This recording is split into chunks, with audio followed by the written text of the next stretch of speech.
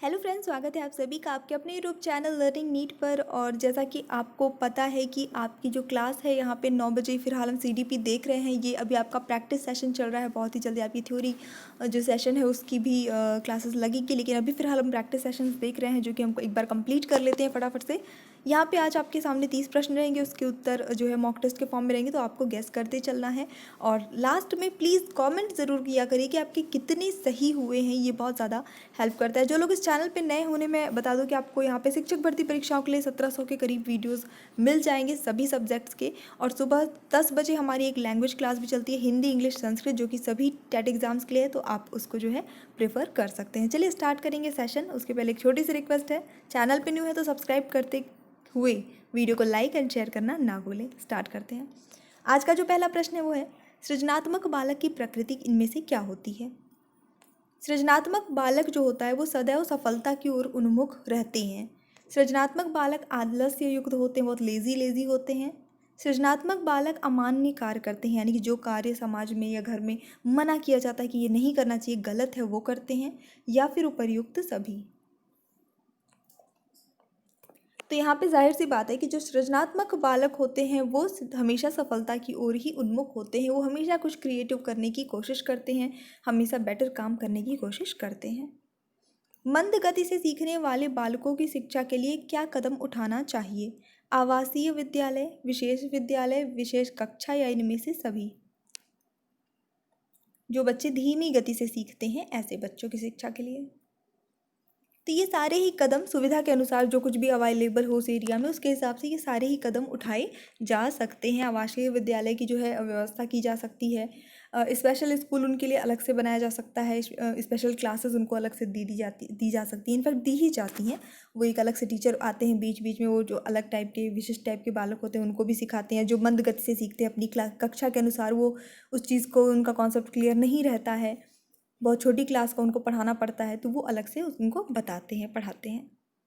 विशिष्ट बालक वह है जो मानसिक, शारीरिक और सामाजिक विशेषताओं से युक्त होते हैं। ये कथन किसका है? क्रो एंड प्रो का, किक का, ट्रिक का, इनमें से कोई नहीं। तो ये जो कथन है ना, किक का है। आपका ऑप्शन नंबर बी बिल्कुल सही हो गया है अगर आपने यही गेस किया है। बाल अपराध का कारण जो है दूषित वातावरण भी होता है। अब यहाँ पे दूषित वातावरण से क्या आशय है? जाहिर सी बात है कि बाल अगर वातावरण, जिस इन्वायरमेंट में बच्चा रह रहा है, क्योंकि बालक के विकास में वातावरण का बहुत बहुत महत्वपूर्ण योगदान होता है ना, वो दूषित है तो बाल अपराध को जन्म देगा ही देगा। वैश्यालय, शराब खाना, जुआ घर, इनमें से सभी। तो ये सारे ही जो है दूषित वातावरण के ही अंतर्गत आते हैं, क्योंकि इन सभी जगह का जो वातावरण होता है वो अच्छा नहीं होता है एक बालक के विकास के लिए। और इन सभी जगहों के वातावरण का जो रिजल्ट निकलता है वो कहीं ना कहीं बालक को अपराधी बनाने का काम करता है। मनोविश्लेषण पद्धति के प्रवर्तक कौन है? Freud Jung, Adler, Freud Jung व एडलर, कार्ल रोज।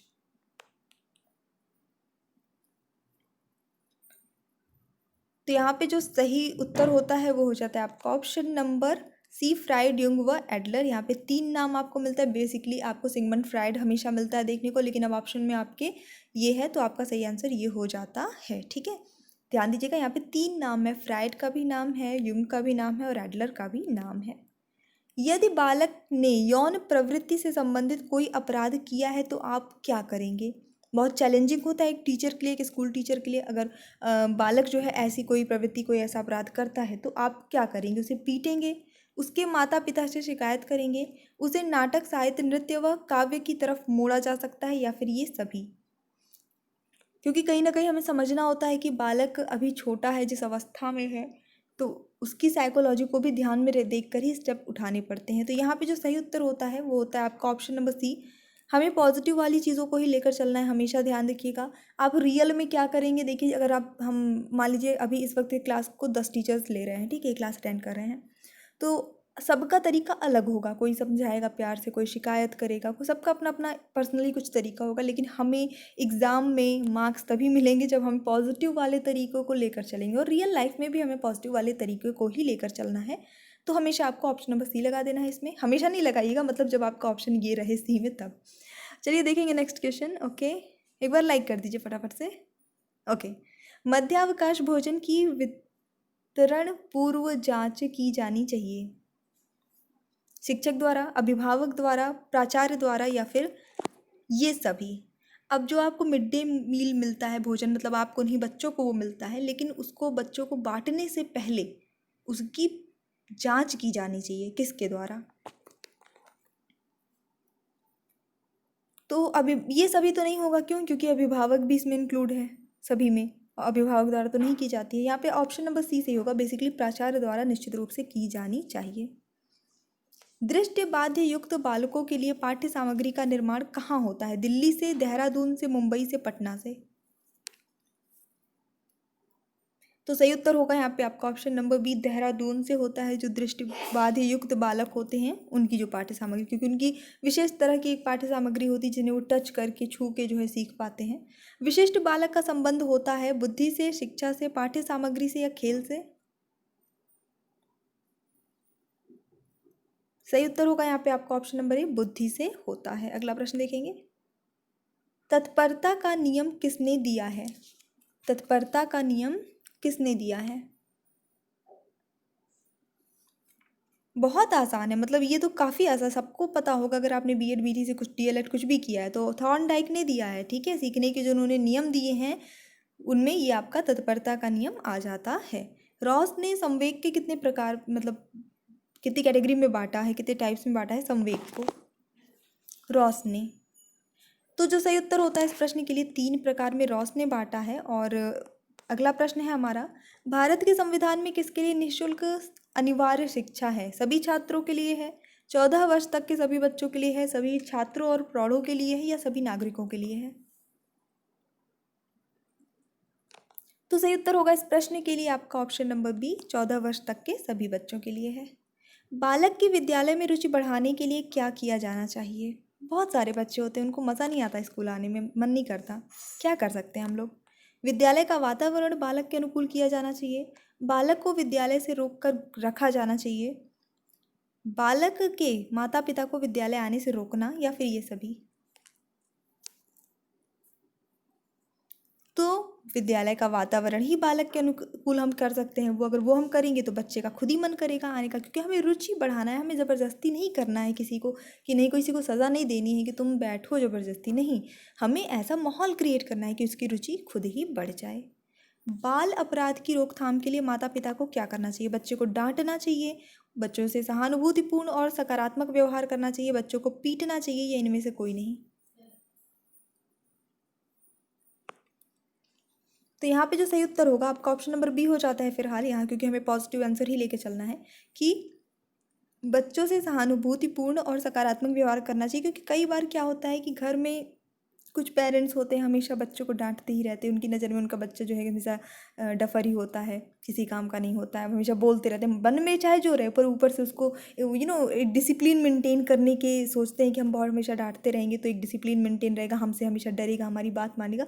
पर वो गलत, वो बच्चे एक मन ही मन में एक बहुत निगेटिव वे में चला जाता है, और ये कहीं ना कहीं बाल अपराध को या किसी भी गलत स्टेप को जन्म देने के लिए पर्याप्त होता है। तो ये तो सबसे पहली चीज़ है कि सहानुभूतिपूर्ण और सकारात्मक व्यवहार बच्चे से हमेशा करना चाहिए, फ्रेंडली नेचर रखना ज़रूरी होता है। उपचारात्मक विधि उपयोगी है सभी बालकों में उन्नति में, प्रतिभावान बालकों के लिए, पिछड़े बालकों के सुधार में या इन सभी के लिए?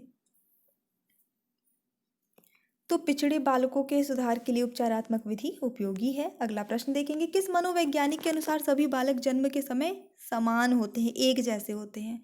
क्रो एंड क्रो, टाइटमैन, वॉटसन या एंजेले? उत्तर सही होगा आपका वॉटसन। वॉटसन का मानना है कि जब जन्म होता है बच्चे का सब एक जैसे ही होते हैं, आगे वातावरण और बाकी सारी चीज़ों से रिलेटेड का जो प्रभाव पड़ता है, ठीक है, उसके कारण फिर बच्चे भिन्न भिन्न होते हैं। अपराधी प्रवृत्ति वाले बालक के लिए उपयुक्त विधि क्या होगी? साक्षारा क्या बोल रही हूँ मैं, साक्षात्कार विधि, परीक्षण विधि, मनोविश्लेषण विधि या उपचारात्मक विधि? तो ऑप्शन नंबर डी सही होगा आपका, उपचारात्मक विधि, क्योंकि हमें उपचार करना है, हमें जो कुछ भी निगेटिव चल रहा है, जो चीज़ जो समस्या आ रही है ना, उसका समाधान हमें फिलहाल करना है, हमारा ये जो मेन उद्देश्य होता है। मैकडूगल के अनुसार मूल प्रवृत्तियाँ कितनी हैं? 25, 14, 11 या फिर 27? और सही आंसर होगा इस क्वेश्चन के लिए आपका ऑप्शन नंबर बी 14 होनी चाहिए। पुरस्कार एवं दंड है क्या? सकारात्मक प्रेरक, स्वाभाविक प्रेरक, कृत्रिम प्रेरक या फिर अर्जित प्रेरक?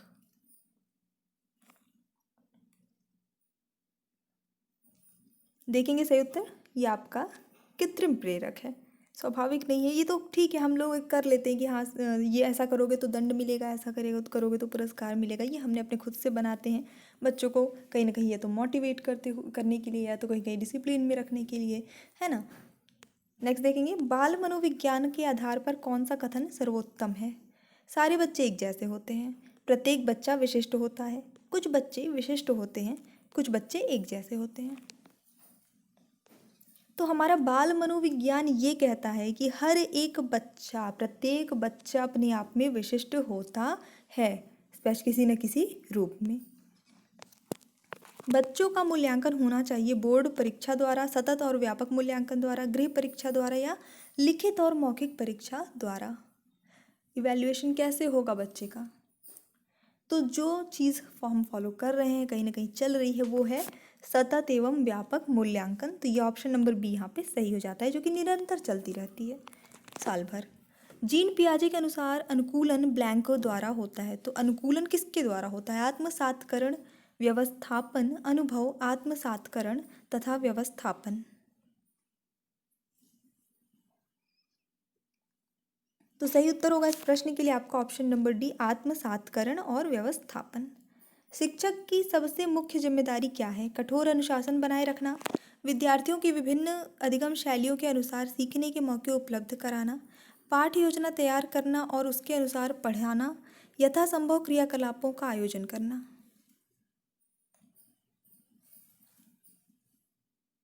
सही उत्तर होगा आपका इस प्रश्न के लिए ऑप्शन नंबर बी, विद्यार्थियों की विभिन्न अधिगम शैलियों के अनुसार सीखने के मौके उपलब्ध कराना। ये टीचर की बहुत बड़ी जिम्मेदारी है।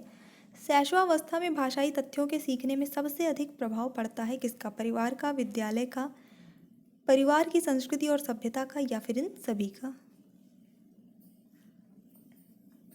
तो परिवार की सभ्यता, संस्कृति जो कुछ भी है, ये बहुत ज़्यादा इफ़ेक्ट करती हैं, क्योंकि शैशवावस्था की बात हो रही है। तो उस अवस्था में जो बालक होता है, सबसे ज़्यादा किसके संपर्क में रहता है? अपने परिवार के ही संपर्क में रहता है, वही उसकी पूरी दुनिया है ना। सामान्य भाषाई अधिगम की स्थिति में बालक लगभग 200 से 225 तक शब्द किस आयु वर्ग में सीख लेता है या सीखता है? 1 वर्ष में, 2 वर्ष में, 1.5 वर्ष में, इनमें से कोई नहीं। अगर नॉर्मल चल रहा है भाषाई अधिगम, तो उस सिचुएशन में बालक 200 से 225 शब्द जो है वो सीख लेता है। सही उत्तर होता है 2 वर्ष तक में। 2 वर्ष तक में इतने शब्द जो उसका वर्ड पावर जो है वो इतना हो चुका रहता है। भाषाई तथ्यों को कौन अधिक तीव्र गति से सीखता है? बालक, बालिका, दोनों, किशोर एवं किशोरी? लैंग्वेज जो होते हैं, लैंग्वेज के फैक्ट कौन जो है वो ज़्यादा अच्छे से और ज़्यादा जल्दी सीखता है, मतलब उनकी कैचिंग पावर उस पर्टिकुलर लैंग्वेज से रिलेटेड चीज़ों को लेकर ज़्यादा होती है, तो बालिकाओं में ज़्यादा होती है, ऐसा माना जाता है। ऑप्शन नंबर बी यहाँ पे सही हो जाता है। निम्नलिखित में कौन सी संस्था भाषाई तथ्यों को सीखने में बालक की सहायता करती है? समुदाय एवं घर, बालिका, सामाजिक एवं आर्थिक स्थिति, ये सभी? तो यहाँ पे ये सभी, ये आपका सही आंसर हो जाता है। ठीक है, अब यहाँ पे आप सोचेंगे कि ये सभी कहाँ से आ गया, मतलब कि बालिका कैसे हेल्प कर रही है सामाजिक आर्थिक। तो देखिए, अभी हम लोगों ने थोड़ी देर पहले जो कॉन्सेप्ट पढ़ा ना कि बालिका जो तीव्र गति से सीखती है, तो कहीं ना कहीं वो चीज़ हेल्प करती है। आप सबके घर में, अपने को मत लीजिए क्योंकि हम बड़े हो चुके हैं। यहाँ पे कौन से बच्चों की बात हो रही है जो भाषा सीखना स्टार्ट करते हैं? तो उस सिचुएशन में क्या होता है, लड़कियाँ जल्दी चीज़ें सीखती हैं। जो बेसिकली लड़के होते हैं, मान लीजिए घर में छोटे छोटे 2 बच्चे हैं, एक लड़का एक लड़की, ऐसा करके, तो बेसिकली लड़की जल्दी सीख लेती है और लड़का जो होता है वो रिपीट करता है उसके वर्ड्स को बातचीत करते वक्त, बहुत ज़्यादा हेल्प होती है। ठीक है, अक्सर भाई बहनों में बहुत छोटे जब वो होते हैं तो ये चीज़ होती है।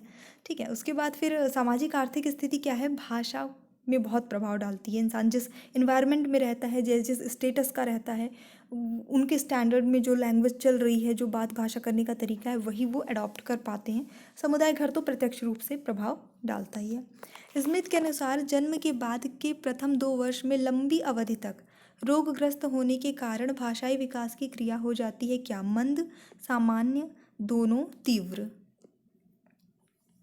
स्मिथ का मानना है कि अगर बच्चे का जन्म हुआ और स्टार्टिंग के जो 2 साल उसके जीवन के हुए, 2 साल का हुआ, तब तक वो रोगग्रस्त ज़्यादा रहा है, तो उसकी भाषाई पे क्या, उसकी भाषाई विकास जो है वो कहीं ना कहीं क्या हो जाएगा, तो वो कहीं ना कहीं मंद हो जाएगा, धीमा हो जाएगा।